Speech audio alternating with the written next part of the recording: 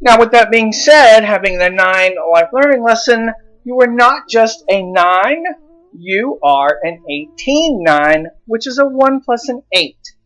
18 is the type of a 9 person that you are. Not all 9 people are the same, which makes sense because we're not all the same. So what is 18 in numerology? 18 is the moon. There's a picture in my numerology book of the moon under the number 18. So what does this mean? A couple different things. Okay, 18 is the number of the shadows. So what that means is somebody with an 18 in their chart can have trouble with depression. 18 is the number of chronic depression. So I always check with people with an 18 in their chart to make sure they're not depressed. Okay, and if they are, they're seeking some kind of help for that, because 18 is known as the shadow people. Now I know that sounds a little glum and gloomy, but it's really not, because 18s are healers. A lot of my Reiki masters, physical therapists, have an 18 in their chart. Okay, they're able to take on other people's physical ailments and heal them. Now what happens is, remember with the 9, naturally compassionate, they have to be careful that they don't take on other people's stuff to where it makes them sick. An 18 has to remain a positive thinker, otherwise it's going to affect their health more than other people. So these are my Reiki masters and my physical therapists have an 18 in their chart. 18 is the moon. So if you combine that with your destiny, you are the moon and the stars. I think that's really symbolic. It's a really beautiful analogy. Okay, so the star is hopeful, the moon is mysterious. So you have 2 very different mystical sides to your numbers in your chart. Now, we're not going to dwell on the 18, but just keep in mind that 18 can focus more on what it's lost than what it has or what it's gained. Now, ultimately, you're still a 9 life path, so I want to read to you what the 9 is in numerology. Once again, I can't find it. Okay. 9 life learning lesson. You are a humanitarian and a universalist who thinks in abstract terms. Born for service to others, you want to make the world a better place in which to live. Since 9 is the last single digit, it indicates attainment, perfection, and completion. You have a thirst for spiritual knowledge and an urge for freedom and wisdom that transcends personal needs. The number 9 is a testing number. The higher you evolve, the more difficulties you may encounter. You should be tolerant of and merciful to others on your path. In this way, you will be an example for them, and they will recognize your sympathetic and compassionate nature. People will be drawn to you for your deep and broad understanding. Your thinking is vast and without limits. Because of your openness, your psychic abilities may be well developed, and foresight, premonitions, and predictions could flow from you with ease. You are generous and idealistic. Charitable work may be close to your heart, and you're likely to be a patron of the arts and sciences. Your associations with other people in your life are intense, but not necessarily enduring. You must learn to let go of friends when their needs have been fulfilled. You must share your wisdom to enlighten the world, so you cannot be bound by enduring ties that would limit your mobility. If you are a negative 9, you could be self-serving and concerned with your own needs rather than the needs of others. This self-indulgence precludes belief in a higher source and can result in faithlessness. When crossed, you are quick-tempered. Your keen mind would make you a formidable enemy. Since 9s have to live up to a higher standard than other numbers, the resulting tension can cause nervous troubles. Using the enhancing qualities of your number 9, you can be the visionary for whom all things are possible. Your faith in life embraces all and looks forward to evolution as the promise of the Spirit. So, Michaela, that's saying a lot with that 9, but 9 is ultimately humanity and the masses. But what the book does not say, or it says very briefly, 9 is completion. Something also the book does not say is in the extreme, nines can be very critical and judgmental of others. Okay, because they have very high standards. They have high standards for themselves, for their friends, for their family, anybody that they associate with. Nines can be very critical and judgy because 9 is very evolved. They've seen everything, the high and the low. But ultimately, 9 is completion. And when we talk about your pinnacles, you are definitely at a state of spiritual completion this lifetime. I think this could be your last and final lifetime. So with that being said, you're an 8 and a 9 in numerology. You're an 8 destiny and a 9 life path. So if we had to put your two numbers together, it would be power over the people, because you're an 8 destiny with a 9 life path. Or that could be, big business, dealing with people. Okay, because 8 is power and money, 9 is humanity and the masses. So your number chart definitely indicates that you're at a state of completion and that your soul did want to achieve some kind of power and prestige during this lifetime. So, Michaela, with that being said, I wanted to talk about your pinnacles. I like your pinnacles more than your destiny and life path because pinnacles give a specific time frame. It's one thing to say, oh, Michaela, your destiny is power, money, and success. Well, when the hell does that happen? Okay, your pinnacles give you a time frame of when things happen. Everybody has 4 pinnacles. These pinnacles start and stop at different ages, and they have different numbers. Now, in numerology, we believe that the first 27 years of your life are karma. Okay? So you're dealing with karma from past lifetimes, so the first 27 years. From 27 to 30, you go through a transition, and then everybody starts this life at 30. That's why our system is a little messed up, because we think at 30 years old you're an adult. No, you're still in your karmic phase. So, you may have lived 1,000 lifetimes. That's why it takes 27 years to clear your karma or to work out all your karma. Now, what's interesting is your first pinnacle begins the time you're born and ends at the age of 27. So it covers your karmic period. And remember when I said in the beginning that I could tell you probably had a crazy first beginning because of your first pinnacle? Your first pinnacle was a master number 11. So what does that mean in numerology? Master number is master level achievement. Okay? A lot of my child stars have a master number first pinnacle. A master number pinnacle could possibly indicate fame at an early age. Okay? I know Melissa Gilbert and some other child actors had a master number first pinnacle. Doesn't mean you have to be famous, but what it does mean, it is a very intense period. Now, what normally happens under a master number pinnacle, especially if it's your first pinnacle, is it could be insane. It's too much energy and too much intensity. Okay, you could have a myriad of things happen, tragedies, difficulties, crazy events, and you have an 8 destiny. So that is a lot of intense energy with that 5 under Michael Earnshaw, with that 1 under Mike Earnshaw. So your first pinnacle up until the age of 27 could have been crazy. A lot of times in a master number first pinnacle, what the universe is trying to teach you is to manage all this crazy energy and to transform it into a productive life. The problem is, what little kid knows how to do that? They don't.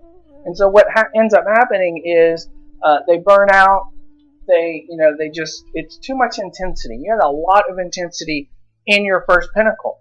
Also, your first pinnacle, because it covers your karmic phase, anybody that has a master number first pinnacle, it's a very good possibility they were famous in a previous life. Okay, and they're bringing over that fame and that intensity into this life so they could work through that or work that out. I have no idea what your early life was like. You know, a lot of people ask me, do you look on Facebook? And no. The numbers are what the numbers are.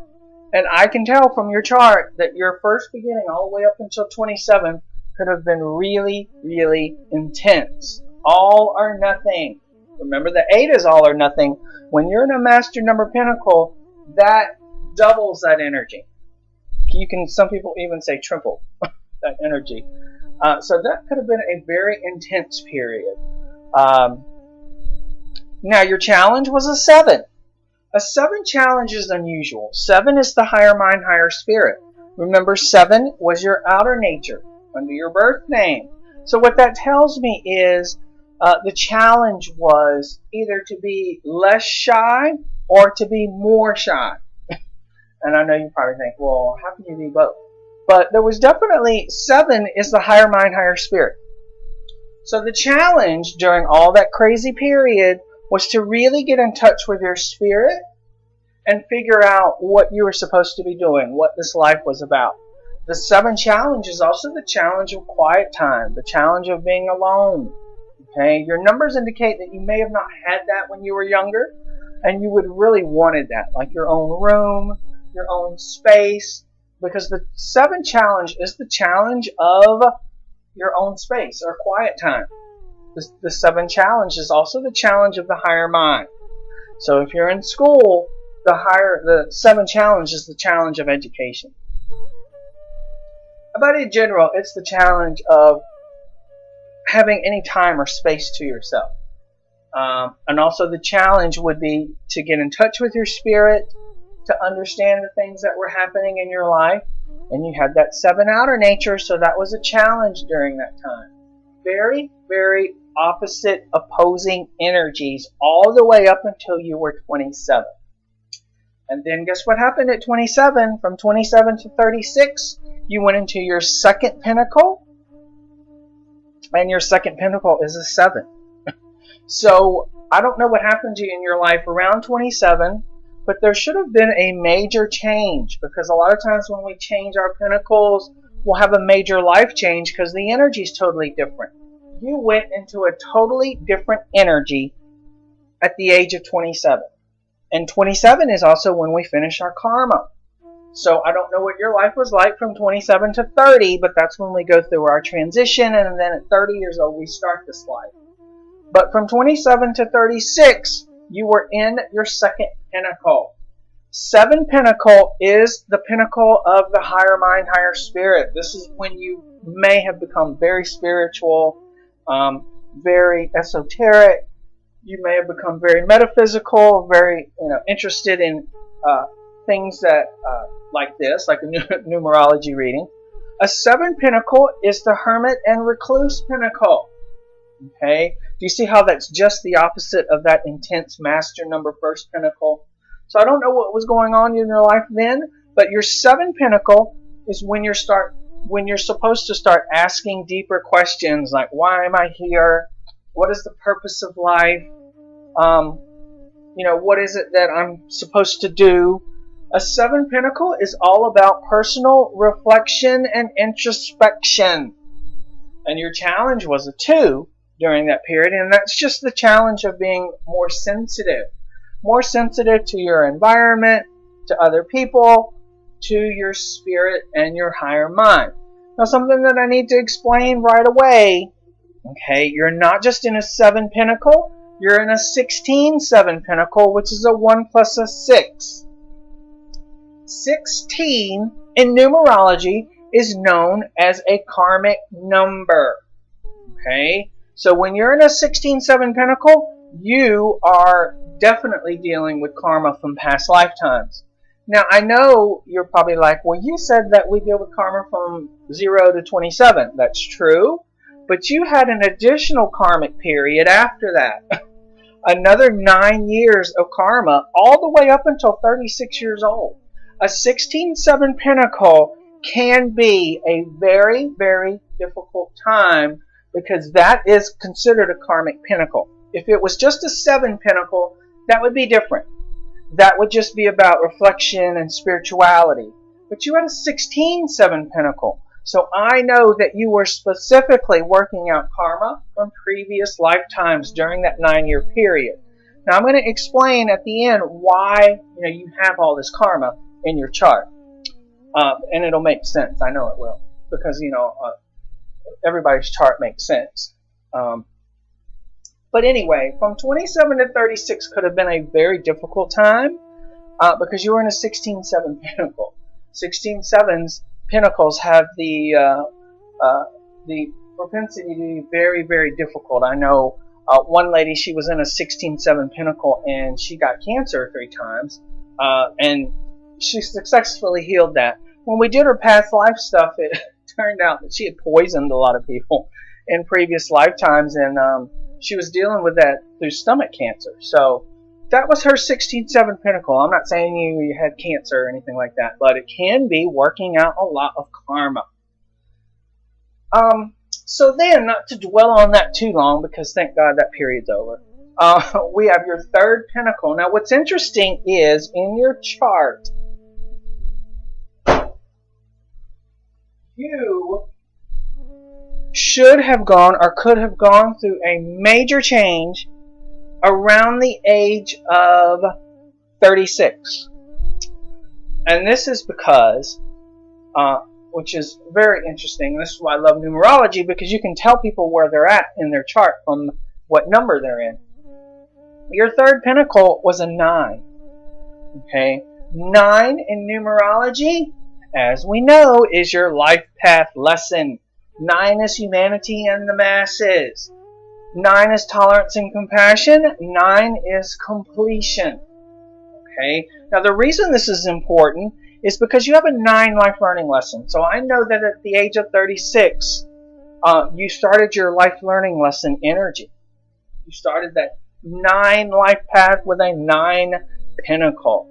So you should have really been dealing with humanity and the masses. But more importantly, my guides, or your guides, have told me that that 9 indicates completion and fulfillment. Okay? This is very, very important for your reading, what we're talking about right now. Now your challenge is a 5. What is the 5 challenge? 5 challenge is being scattered and chaotic, restless, irritable, impatient, and impulsive. 5 is also your sexual number, so when you have a 5 challenge, that can be the challenge of sexuality or expressing sexuality. But in general, a 5 challenge is the challenge of being too scattered. I have a friend that's in a 5 challenge right now, and he has no idea where he wants to move. He's bouncing all over the place. He's in a 5 challenge. The challenge is to channel that crazy energy into something healthy and productive. A 5 challenge is also the challenge of not being impulsive. A lot of times people with a 5 challenge can indulge in drugs and alcohol to escape, okay, and that can be a challenge. So I'm just throwing things out there. Like I said, numerology is not a crystal ball. I can't tell you what you're going to be doing or what it's going to be like. I can only tell you what the challenge and what the energy is like. Now, a 5 challenge is also having to move a lot when you want to just, be settled.